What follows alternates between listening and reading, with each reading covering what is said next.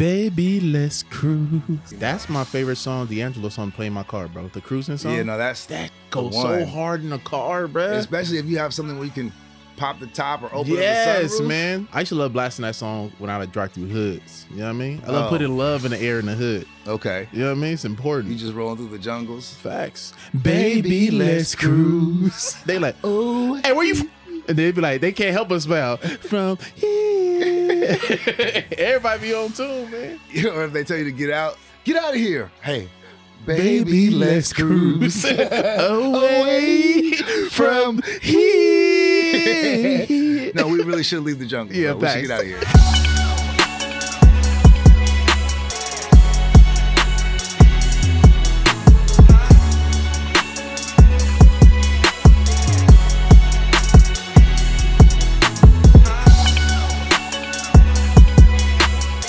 What up, beautiful people? Welcome to another episode of Mostly Kidding with myself, Chinedu Unaka. And I'm James Davis. Can they hear the street? The rain? Yeah, it's a rainy day today, guys. So I told you many times, the microphone's picking up right here. All right. Well, my ear microphone is catching all of the street outside, but it's all good, man. Yeah, it's rainy. Yeah, it's a rainy day. That's why we're in a different room. This is called the Red Room. It's where it goes down. Let them know the power out. The power is we out, over man. here. We over here really trapping right now. We ain't got no. We running off battery power. We could have just said no episode, but nah. Shout out to our producer for just making it happen. You know, he could have just been like no pod today. Yeah, but he put on the generator. Yeah, he's old school Nigerian style. He's connecting wires. Yeah. He actually is like wheeling. There's something back there. He's wheeling so that Mark is ready for the apocalypse. Shout out Mark, man. I know I'm hiding that. But yeah, man, you know what it is. Episode whatever this is. Yeah, this episode 11-ish, I think. Or maybe 9, 8. It don't even matter, man. It's just another sesh. Another sesh, man. So this is the day we actually received some bad news, man, that D'Angelo, R&B singer, has passed away from his fight with I think it's pancreatic cancer. Yeah, that's tough, man. That's D'Angelo is one of them ones. I mean, when you're a timeless artist, then we experience you for a long time where you damn near feel like a relative or just a part of our life. So when you exit our life, you feel it. Like, I mean, he got hits. I mean, I love that song Lady. That's one of my favorite. Yeah. Even when Big Sean sampled it, I was like, yeah, this is hard. This is hard. You're my. I don't know if we necessarily need you to sing out every It's not example about of D'Angelo. What we need. It's about what the people want, though. I've Baby, heard, let's cruise. I've never watched a clip of yours where in the comments they're like, Chinedu, sing more. I know because it's the first time, but I know they go away. This is why you wear your shades. I wear my shades because I thought we were singing today. I wore mine because I'm not high. You don't sing when you don't sing with your shades. Well, I have my shades on. Baby, let's cruise. I mean, I do always feel R&B energy when I wear sunglasses for sure. When the sunglasses go on, it's automatically a music video. See, James is cool 20-6, not 24/7. Because I know when James by himself, he'd be let loose. I let loose, man. 22-6? Yeah. That means 1 day and 2 hours a week? Yeah. 1 day, 2 hours a week. I just be laming out by myself. Silly ass James. I'm trying to get silly James to appear. Man, I'm silly, man. I'm silly, man. That's crazy. You know, I'm trying to get more silly too. Just life be life, and I got so much on my mind, but you know, I'm out here, man. Power out. Sing right now, man. Sing a little D'Angelo, man. Nah. On the day he passed, You know why? You know why? Because I actually used to be able to sing. So I don't want to sing right now and let this be how people think of me as a singer. And my voice is a little scratchy right now. Like, that's real. Elementary school, I was him. Oh, you was on a choir? I was we had some kind of singing group where we would go places and sing. Like, I remember we was in the middle of Fox Hills Mall. Oh, singing. So not like So like local places. I just, Still counts let though. Me You're roll out. Let me roll out the resume. Let me You roll out opened up Fox Hills Mall. Let me roll. I mean, that's a flex to me in LA. That's solid. Elementary school. You sing That's a elementary big school? deal. Come on Yeah. now. And that's a rough crowd. Fox Hills Mall during that time. I mean, I don't know if anybody was stopping. I Yeah, was just focusing on my duties at the time. Yeah, look at y'all with kids. Y'all got booed at Fox Hills Mall. They don't give a fuck. I mean, yeah, we were cute enough where you can't boo us. Yeah. Elementary school. Nah, facts. And then also, you remember the elementary school plays? Like the programs where you like have to perform for the parents and stuff. Yeah. Whenever there was like a song and there was like a solo, that would go to me. That would go to James Davies. James Davies would have the solo. Man, you got to give us something. I mean, you sound like your voice is warmed up now, bro. Nah, Come on, man. You can not. drop a tune. You ain't got to give the Whitney Houston note. Next episode, we won't even do the opening theme. I'll just sing it. How about that? Is that a promise? That's a promise. Baby, let's cruise. I mean, it'll be a mostly kidding kind of song, but that's my favorite song, D'Angelo song, "Play My Car," bro. The cruising song. Yeah, no, that shit goes so hard in the car, bro. Especially if you have something where you can pop the top or open up the sunroof. Yes, man. Yeah. Oh my god, that's a PCH song. I used to love blasting that song when I would drive through hoods. You know what I mean? I love putting love in the air in the hood. Okay. You know what I mean? It's important. You just rolling through the jungles. Facts. Baby, let's cruise. They like, oh, hey, where you? And they'd be like, they can't help us spell from here. Everybody be on tune, man. You know, if they tell you to get out of here. Hey, baby, let's cruise away from here. No, we really should leave the jungle. Yeah, we should get out of here. But nah, like, wait. So yeah, like D'Angelo. Oh, wait, no. Let me back to my singing resume. Then, so I was doing solos at the programs. Okay. Then in middle school, I was in some kind of singing class. It's got to be like 7th grade probably, and we sang backup on an actual song by the group Kiss. Kiss. Yeah, the white boys. Yeah, yeah. We sang backup. Wait, on a Kiss song. Backup for them? Yes. Oh, that's sick. Yeah, this man. is up there with you being the gridiron gang. I'm saying, bro, like you lived a life. I sang out here, man. What's my childhood fun fact? I used to play the recorder, and I was nice. Play the what? The recorder. It's like a flute for beginners. Oh, I was like you. Oh, watch my finger. I still remember.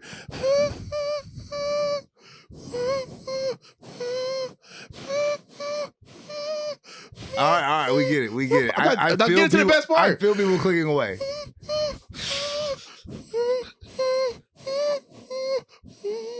I'm so glad you put that down and focused on other things. The recorder, I was nice though. No cap for real. I know. We just need to have you actually on a recorder and not like you doing that part. And I play the clarinet as well. Weirdly, I can see that. A lot harder. I don't think I had enough saliva for the clarinet. Pause. But that's just real. Because I was like, bro, this thing is not working. Some people are naturally better for the clarinet, you know? Yeah, man. I know a couple girls be great at the clarinet. You feel me? You feel me? They sloppy. Hey, man, something happened an episode ago where hey, man, Chinedu just I'm trying to get you to loosen up, man. I'm loose. Get loose, man. I'm loose mentally. Baby, I'm loose mentally. All right, there we go. You know what I'm saying? Anyway, if you could bring back any artist who's passed away. Oh, great question, James. If you could bring back. That's what I'm talking about. Let me see, man. You know what? Honestly, okay, before I answer the question, the artist that hit me the most when they passed, Whitney Houston. Broke down in my car. What's your relationship with Whitney Houston music? I don't know. I was just playing in the radio. It just hit me. Oh no, but I used to clean the Whitney Houston music. That was like some of my favorite music to clean. So that's the one that hit you the hardest, Whitney Houston? When she passed, yeah, for sure. I think Whitney, although she did a lot of dope things, I think she had a rough time and she had more to do. If she could, you know what I mean? Yeah. But the artist I wish I could bring back, if I had to choose, I think the world needs Bob Marley right now. Ooh. I think the whole world needs Bob Marley right now. Ooh, you know what I mean? I like that. I would bring back Bob Marley for sure. Actually, that's ill. Exodus. Keep going. Move it up, ja people. Oh yeah. Man. Come on, James. Trump and MAGA got you going. Ice coming down the street. Grab your baby's hand and run away. In Gaza, they struggling to eat. Man, Bob Marley would have had some jams right now. A lot of material. Hey, he would have. That's a honestly, that's the best answer, and I think it's probably better than my answer. But my answer is personal. But first off, every celebrity, if you were out contributing in the world, it hits me. Yeah, not fact. Each one hits me. Even the randoms like Diane Keaton hit me. You know, because her contribution, Godfather. You know, First Wives Club, I believe. She was out there. I don't know if that's the movie, but she was, you know. No, she was amazing. She took her craft to the highest levels. 100%. The first celebrity death that hit me the hardest was Tupac. Oh yeah, Tupac for sure. Tupac. I was like, whoa. Jet Jackson. That was tough. Jet Jackson had a long career ahead of him. And I don't know if he went to LMU or he was just around there and had a homie at LMU, but my cousin, who's like my sister, she was at LMU. And so I would see him there. And then he was just in LA, you know, he was just around. And also it was just like our age. And Jet Jackson was that show. Jet Jackson was that show. Some of the best waves on TV. The man was dipping. I mean, he was. Jet Jackson had waves, bro. He was my wave inspiration. Listen, if his name isn't Jet Jackson, by the way. Oh yeah, my bad. Do you know his name? No, well, I mean, you gonna look it up? I mean, like I don't think it's disrespectful to call him Jet Jackson. Yeah, you're right. I think one time is okay. But after a while, you gotta actually say his look name. It up. Yeah, all right, you're right. All right, what's his name? Man? What's the brother's name?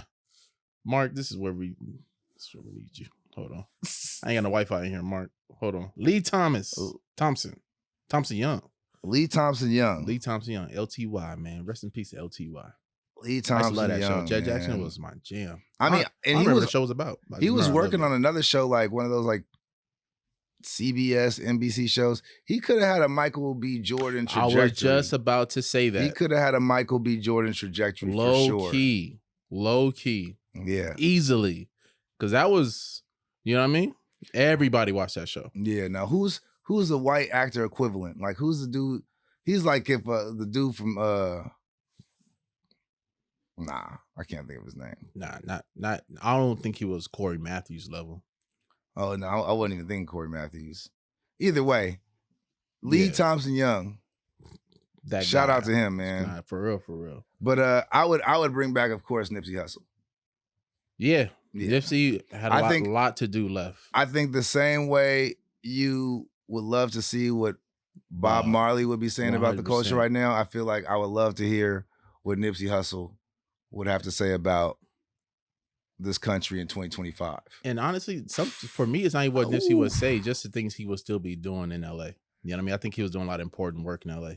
I mean, it's a larger conversation, but the culture of LA suffered from his loss. Just as a hero, as a role model, as a standard of a black man, and how he conducts himself and how he uses his money and how he invests back into the community and how he even, like, a lot of this petty, he didn't take part in the petty beefs, and you know, he just had a standard that I think is not there anymore. And I would have loved to see him still be here. Just it was, but also spitting too. Like, I mean, rap as well. He's just had a great story of redemption. You know what I mean?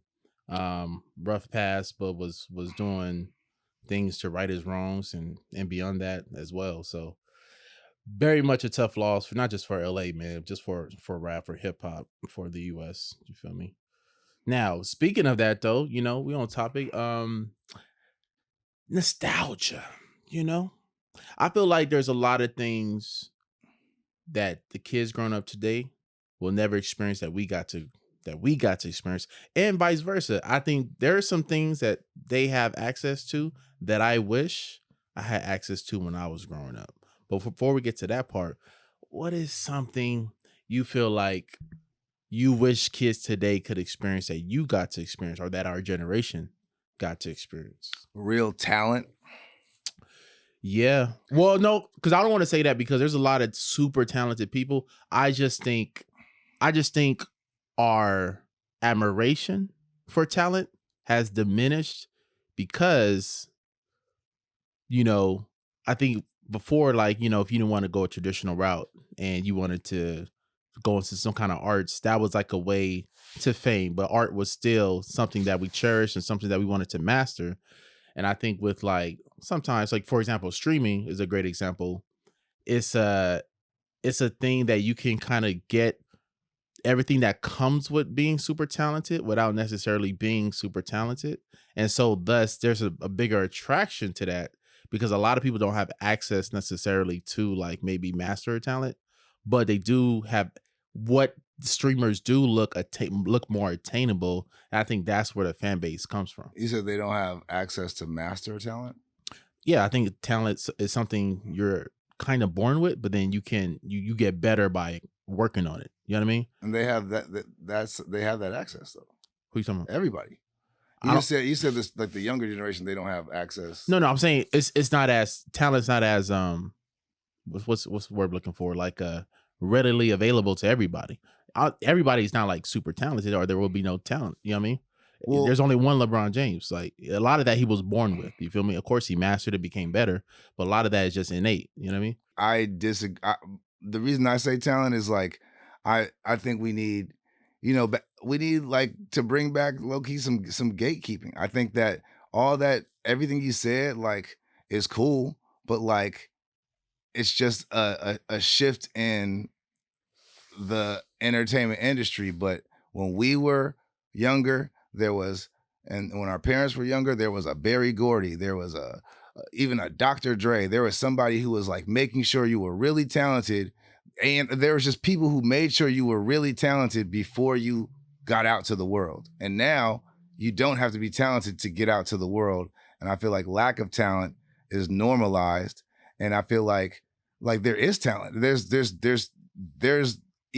other LeBron Jameses who just didn't get the right opportunities. Like there's a lot of talented people out there, but if you don't have a platform right now, or if you don't have a big following, like your talent doesn't get out there. And when we were younger, it wasn't about none of that. That's what I'm saying. Like Martin Lawrence was the funniest dude and he got a show. And Jamie Foxx was one of the funniest dudes and he got a show. And they didn't have some million followers who were like, saying like it was like they were picked because they were super talented. Just like on a Def Comedy Jam, you had to kill in showcases, and then they put you on the show. And now that's not how it works. And so we were privileged to higher levels of talent because you had to be super dope to get in front of our face. And now you just have to have a lot of following to get in front of our face. And it is what it is, but we grew up with the best of the best being given to us. Godfather wasn't some YouTube movie that got traction and then it got out to the world. Like it was a great director, great cast, put together, put out there. Shit, Bad Boys. It was like great Will Smith and Martin Lawrence. And yeah, they could have gotten some two rappers who were more popular and put them in the movie, but it's like, it was about like, really like what is the best talent? Even the Fresh Prince of Bel-Air, who are the most talented people who could play his family? Not who's this TikTok person with 15 million or who's this hot singer who we can get a cameo in, and maybe because she's a great rapper, we can have her play the sister. It was all about talent, and that's what I'm saying. Well, I understand that, but what I'm saying is there's still massive amount of talented people still today, like coming up. It's just that I think there's just so much content, so many artists that the eyeballs are so split apart and divided and then spread it away. Because even like during we were coming up, yes, that we had like super talented people. There was also a lot of trash that was popular as well that wasn't talent. You know what I mean? I mean, even like Will Smith was perfect for Fresh Prince, but it's not like he was a trained actor. He even his own story. He was like, I was just a rapper. That was like, I was super popular. But that's what I'm saying. They put all trained actors around him. Yeah. But I'm talking about like the star of the show. He got that role because he was just stupid popular. Hey man, you know what I mean? You can defend this new generation. No, I'm not defending. What I'm saying is that there's still a lot of talented people. I think the problem is, it's just there is no gatekeeper, so it's hard to like get an audience to focus anywhere. And I think a lot of people that have eyes on them, it's not necessarily because they're so talented. I think it's because, for example, I love Whitney Houston when she sings because I can't do that. That seems amazing, right? Mhm. I love Kanye when he sings because I could hold every note, right? And so I think a lot of people that are like have all these followers, like streamer stories, and let's say stay in streaming. I think a lot of that admiration is like, oh shit, this I could do everything this guy does. I want to be a fan of him so I can figure it out for myself and go off and do that. Because during our time, we used to go. I think everybody was like focused on trying to see someone famous do something great. And I feel like now we live in more of a society where everybody's trying to become famous on their own, trying to figure out what kind of niche or thing they can figure out to do it. You see what I'm saying? So I think it's a lot of that at play as well. Not necessarily, it's because of a lack of gatekeepers, if that makes sense. I mean, kind of. I mean, at the end of the day, in my opinion, we had access to better talent. To answer your question, my question is talent. Yeah, for sure. I think too is like that. Like access is like we could find anybody right now. It's just harder. I think it was maybe easier for like a better system when it was kind of when it was funneled through producers that was actually worried about talent. But we always had, even like when we were growing up, we always had producers that also was just trying to make something that wasn't even real. Milli Vanilli, Vanilla Ice. Like we had a lot of people that necessarily weren't talented and were also kind of manufactured through the same system that were praising. But but it was less Milli Vanillis. No, for sure. 100%. And now it's all Milli Vanillis. I mean, there's it's 90% Milli Vanillis. I mean, I know some West Side Boogie, Simba, Kaz. It's a lot of talented artists that just aren't getting shine. That they're in the 10%. Yeah, facts. Okay, that's fair. That's fair. But I think the 10% is wider because of social media as well.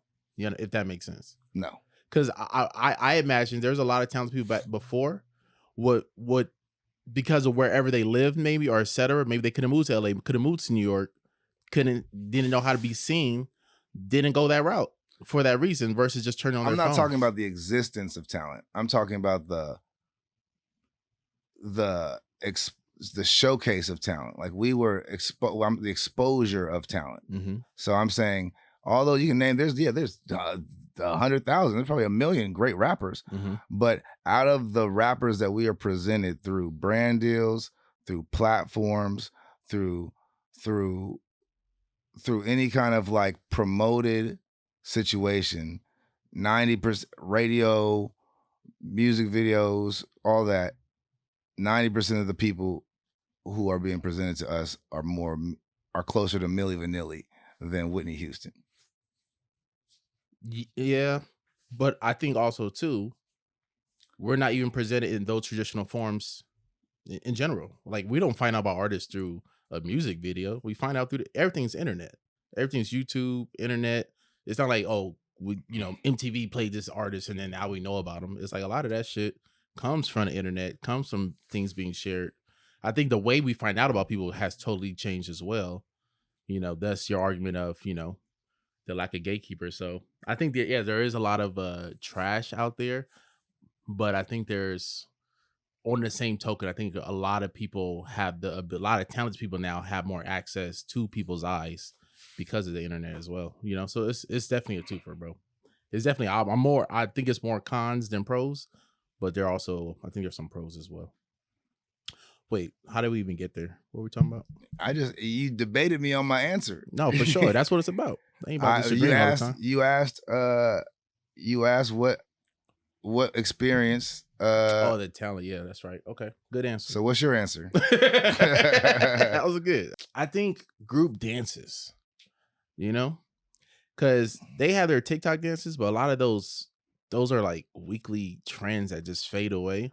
Like when you go out to a party or something, everybody, kids and grown men and women are still swag surfing, still doing the Soulja Boy dance, because I feel like society can't get on the same page. Wait, where are you going? What are you talking about? You said what? You said you go out now and people. Well, I just think like weddings and clubs. Is there like a dance that that's trending right now, like or like that everybody like if you could turn it on right now that came out in the past 7 years? Just a dance that Everybody knows, the whole world knows. Oh, no. That's what I'm saying. I mean, we had those. Yeah. I feel like there's a dance every 2 weeks now. That's what I'm saying. Yeah. And if there's a dance every 2 weeks, you're not gonna remember a year from now. You see what I'm saying? Because you feel like there was like a dance for a year that every like the Dougie, yes, or even all the other stuff. Yeah, it was a slower dance. It was a slower. Thank you, brother. Dance trend. Yes. I feel you. You see what I'm saying? Those were fun. I didn't know if you were talking about that / I thought you were talking about like school dances or like no. Yeah, I didn't know what you meant. Exactly what you're saying. Yeah, you're just saying like a dance that everybody was doing. The whole world knew, and it would just break out randomly, and it would unite people. Yeah, I mean, I definitely. They will never experience that, man. I feel like dance is something that I feel like has stayed around to me as far as like the way dance affects the culture. Like, and maybe on my timeline, maybe there's a lot of dancers on my timeline, but I feel like maybe I follow dancers, but I just feel like people are doing trends, they're dancing, even if it's bad. Like, I feel like when a trend happens, like it's a big trend on like a timeline where it's like, and we live. That's the thing. Like that to me is like the parallel. Now. Like we now live and socialize online, so that is the equivalent of when we were like. That's the thing. We were at school when we were younger. Like now, like they might be doing them. I don't know what they're doing at actual school. I mean, I did. Whether they're not group dancing. They're not. No.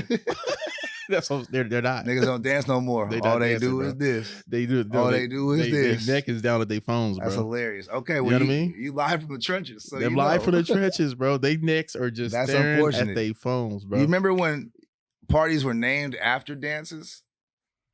I'll give you an example. It would be like it was not. I think it was they were named after songs.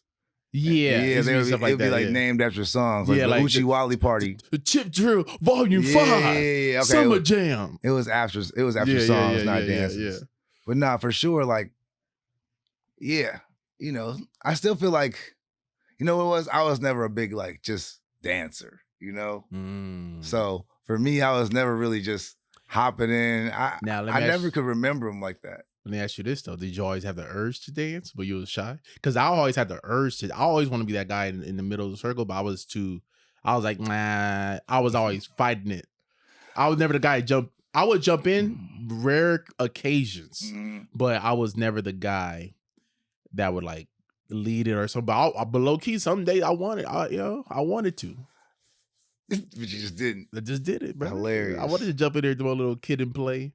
I'm gonna be honest. So like, I'm the dude who hop in there and I'll dance, but after a while, when people get hype, I feel like I'm being exploited, and I just hop back out. Yeah. Like, too many eyes. Yeah. I remember I was at Raging Waters and I won like a hula hoop contest in front of a bunch of people. Like I was that dude. Like how old were you? Little, 5, 6, 7, 8. You know what I'm saying? Like very. That's legit. Yeah. I'm just saying I've been showing out full for a while. James with a hula hoop. Nah. As a little kid. So like, and even so, this is the funny thing. When in high school, I didn't really dance at parties because there's just better dancers. But then when you go to a predominantly white school or you're the black dude, all of a sudden. You're one of the best dancers off top. Very fast. That's a good point. Hey, listen. Because in Santa Barbara, I was one of them guys. In LA, I would never see walk at a party. Yeah. In Pomona College at Claremont. Top 5 Seawalker on campus. The set, dead homies. They play that again, cuz. They looking for me. What? They need me. They're like, oh, he might gangbang. Show us how it's done. And I wasn't literally dude. All the dances, even the dances where I was like in LA, I was like, I'm kind of mid at this dance. In college, elite. Yeah. I'm one of the best dancers. Me and my homeboy Ivan from Crenshaw High, man, we used to get lit when the LA Souls go on at the white parties. What? Like, excuse us. Yeah. They're parting the circle for you. Yo, Chin. I'm doing a mid-sea walk in front of college students. Now, what's one thing that you wish you had when you was younger, when you was growing up, that the kids have today? For me personally, I think it's the ability to play video games with anybody at any time. Because I was really good at video games. So I used to mop my little brother, mop my big brother, and then they'll be like, well, I don't want to play no more after a while. And playing against the computer was boring because it's too predictable. And so then your friends have to go home certain hours, whatever. So I wish as a kid I could just, when my friend went home, just wait 15 minutes for him to get comfortable. Bam, we right back on it. You know what I mean? Playing NBA Live via online.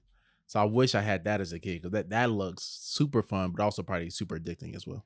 See, you had me for a second where I was like, that's incredible. I too wish. But then I thought about it. Once again, I like real in-person interaction. And there was something fun about having, in order to play against your friends, having to link up and actually go to their house. And so like now, if there was a way where I guess two of us are chilling and then we're playing two other people like who aren't there, but I love coming to my homie's house and like, oh, for sure, playing it. And so like, and also I feel like that kept me from playing video games too much. Cause I think had I been able to just be on the game all night with the homies at a young age, I just would have stayed on the game and not like watch movies or do other things or go outside and hoop or play or golf, you know? And so I think the lack of that access forced me outside. So once again, a pro and con situation. Pro and con. Now, but I think we're saying the same thing. I prefer playing in person, but I'm talking about those moments when, you know, the homie had to go home because it's dark or whatever. Sure. He's out of town. We could still hop on the sticks and get at it. You know what I mean? I wish I had limited access to that. Yes. And with you know, good parents, you will, you know. Yeah, exactly. Yeah, they'll shut it down. You know, they have to, essentially. Your brain will rot. But that's facts. There was, I think, also like missing things and not having, like you're saying, 100% access to that stuff actually probably made it better. It was more thrilling. We could actually get the schedules together, get people to link up, four of us in the same room, playing Madden, talking shit, you know, checking out what kind of snacks your pantry holding. I'm wondering how I would have dealt with Postmates and Uber Eats as a youth. I didn't have money. I had no money, so I'd have been fine. I had no money. I wasn't on allowance. Also, I grew up with cooks. I was like, I wouldn't. My mom and dad was cooks. Yeah, bro. I wouldn't have needed no Postmates, no Uber Eats. My mom and dad they loved to cook. My mom and grandma was throwing diz out. Yeah. We were eating like real. Now, mind you, those Scissor and Applebee's commercials look lit, and I used to be like, oh, can we go? But when they said no, I would rarely complain because the food was like top notch. I'll say that when we were younger, going out and eating food that we didn't prepare was a way bigger deal than it is now. 100%. Now it's like, it's nothing. I don't know what you do with my food, but I just trust the idea of food being delivered to me. Yeah. Then I probably eat 50%, sometimes 60% delivered, 40% what I made. Yeah, which is, and I need to be more. Percentage. I need to be like 90%. I'm right there with you. Yeah, because of what we do. It's convenience. It's convenience. It's not. If I really had a set schedule, and when I do, I can go like I can go a whole week, 2 weeks maybe, but I don't buy, because we're traveling and doing stuff. I don't buy groceries for more than really like a week and a half. Yeah, facts. Because salads be dying in my refrigerator. Bananas as well, man. Bananas. What is with bananas? Bananas got no shelf life. You weak ass fruit, bro. They be folding so. Man up, bananas. You know, avocados too be folding. Like honestly, like what did they do to you at the grocery store that when I take you home, you on life support? Bananas. God, soft. Either they're too unripe, they're green, or they soft. That prime ripe banana lasts for an hour and 38 minutes. That's the perfect time to eat a banana. If you miss too early or too late, you're screwed, man. When you buy bananas, you're now on a banana diet. Yeah, facts. Because if not, them bananas ain't lasting but 2 more days. I used to buy 5 or 6 bananas once. I'm down to Crazy. 3. I buy 3 bananas. Three max. And I'm eating two probably in one day. They don't come in 3, so I feel bad because I gotta split the family up. I be breaking the family apart. I'll be feeling bad too. I'm like, I'm sorry, y'all. I'll be in there like fruit ice. Mama! Mama, no! I'm sorry, this banana's coming with me. This banana don't got no ID. That's no paperwork banana. Oh my gosh. You know? Yeah, I'll be splitting bananas. Banana families be getting ripped apart. Grape families be getting ripped apart. Facts. Grape family get ripped apart. Just also, I just be snacking on That's them. right. In the stove. That's grape kidnap. That's what that is. That's come here, grape. Grape be having Amber Alerts every 5 minutes. Put a little bag over the head. Get over here. Dang, man. Mama. Hilarious. Let me see. Now, what is something that kids have today that looks horrible? That you glad you weren't around during that era?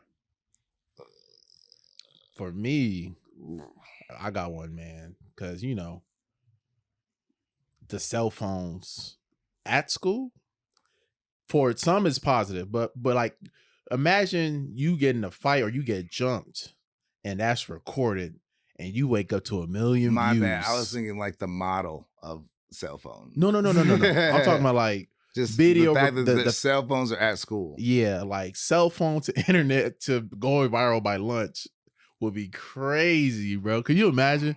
You get beat up on camera and then 1 million views. I mean, people are already weirdos and insecure and finding themselves and dealing with peer pressure without the thought of like the people watching on the internet. Like people were already crashing out daily in high school. Yeah. Just because they're like going through stuff at home. 3 people's picking on them. Yeah, just in general, just weird. Or just not even weird, just going through life, going through growing pains. Yeah. But like to go to school or show up to school trying to go viral or like amping up your personality because not only are you trying to impress your friends at the lunch table, but also your followers online. Oh, that's too much, man. And that's why there's fights, because people wilding out, and then there's other people who ain't wilding out, and they like, hey, bro, chill, and they not gonna chill. Yeah, and then once that camera's up, you got to fight for your life. I'm fighting tooth and nail. I'm giving my best bout. Yeah, the recording. Getting my best bout. I see that photo out. The recording of fights. The recording of fights is so lame. Yeah, dog. Like, especially at high school. It's like, bro, can we just keep this in house? What are you, bootleg pay-per-view? Like, we're in the bathroom because we don't want people to find out. Yeah. Why is your phone out? You know what I mean? You about to get me kicked out of school.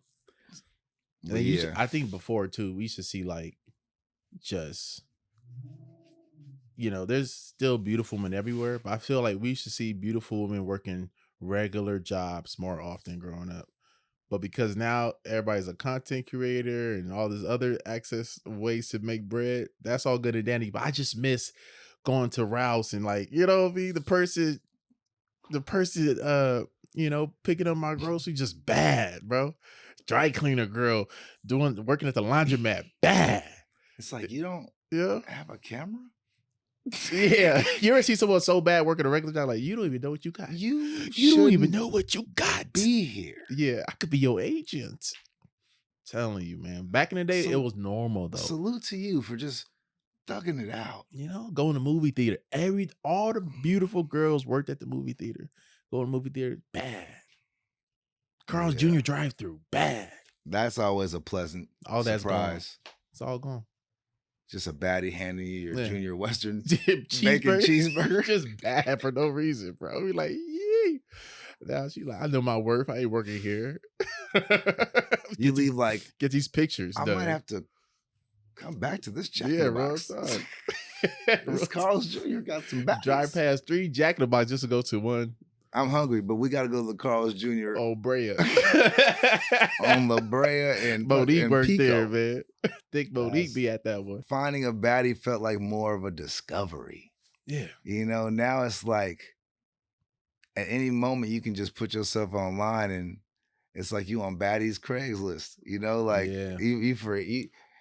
it's like anybody can be for anybody at any time. Social media is the king of too much access. It's just too much access in general. The internet, etc. We're like kind of covered it. Video games, like it's just too much of a good thing is a bad thing. You know what I mean?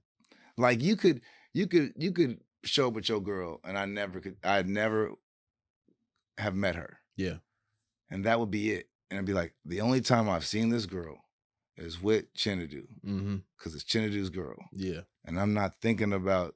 But the internet is different. But now it's like, I can find out her name And if I'm a weirdo, go through all her pictures, and it's like, bro, that's your homie's girl. And you never know who's in their pictures, who's liking their pictures, who's in their DMs. You'd be a waste of time thinking about it. Oh yeah, I know. It's just part of the game. I just chop it up as a loss. Yeah. I don't trust nobody. It even take basketball, for example, right? Like I love the idea of just like I like how if I miss a game, I could watch highlights, right? That's really cool. I could watch 9-minute highlights. I love how kids have access to all this free training online. You know, the greats giving these dope interviews. All that's great. But also, man, as an adult that love basketball, there's just so you can watch the game, highlights, specific player highlights. People talk about the highlights. You know, the player tweets on the highlights, debate with people about what happened in the game, etc. Next 4 hours gone. It's a 4-hour thing if you've wanted to be. Mind you, when I do like engage in basketball like that in depth, I'm making sure I'm doing something productive. I'm working out, driving, whatever, or I'm chilling, playing poker. And I would like kind of catch them on everything there. You like, I'm not just some loser doing nothing. Yeah, I'm not doing that. No, definitely not. Can't do that. No, I mean, after a Laker game, I can watch, if I want, up to 6 hours of commentary on that exact game. Bro, isn't that crazy? Laker Nation, Stephen A, First Things First, whatever. There's 5 other shows. I love First Things First, by the way. I love First Things First. I think it's the best sports show. It's like, if I might, Bomani Jones, Right Time, I might see what he got to say about it. There's like just a bunch of, then there's Club 520. Yeah, like a lot of them got their own podcasts. They all, that's what I'm saying. Like literally, yeah. Nick Wright got his own podcast. Own What's joint. right? Yeah, exactly. So it's like literally, I can just go down a rabbit hole of Laker stuff, and definitely couldn't have done that when we were younger. And I think that I think that's cool. Yeah, you couldn't. I know, because I feel like I like the community. I like, especially for sports, how you can find your community and bond with your community and your fan community online. Yeah, that's even dope. though you're by yourself. Yeah, real talk. Like, I love going to X and just typing in a player's name who I'm pissed off at the moment. He's getting roasted. And then there's like 30 people being like, trade him. I hate him. Yeah. Trash. Also, I hate when they over exaggerate. It's like, because it's hard to play in LA for that reason. Because they'll be like, it's not my problem. Yeah, players getting death threats and stuff. Death threats? Yeah, bro. Oh, I mean, it's a game-winning shot. You damn right. Oh, yeah. Remember with Danny Green? Yeah. Come on, man. Yeah, that's crazy. That's why a lot of cats be nervous playing in LA. It'd be too serious out here. Yeah, but you get the bread, it'll be fine. So I think that's good, man. That's the episode. I think that's good. Yeah, that's solid, man. We gave y'all enough. I mean, James got a meeting in 2 minutes. Last episode was super long anyway, so yeah, you know what I'm saying? We're gonna give you a little break. But where you at? Where you at next? Yeah, man. You guys, what's coming out? Are you pulling it up right now? Yeah, I'm pulling. Yeah, San Diego. I'll be at the Mic Drop Comedy Club November 9th. Pull up. I'll be in Atlanta November 13th through 15th as well. And then Sacramento November 16th, and then Virginia Beach November 23rd. So yeah, help me sell some tickets. Go see Chinedu, man. Pull up, man. You know what my dates are? Chinedu's dates. Damn it. I'm not even gonna be there, but you just focus on Chinedu's dates right now. 100%. All right, go get those tickets. Subscribe, like, watch the other episodes. Share the episodes. Let us know what you want us to talk about. We'll talk about it. Yeah, all that. We'll see you next time. Yes, sir.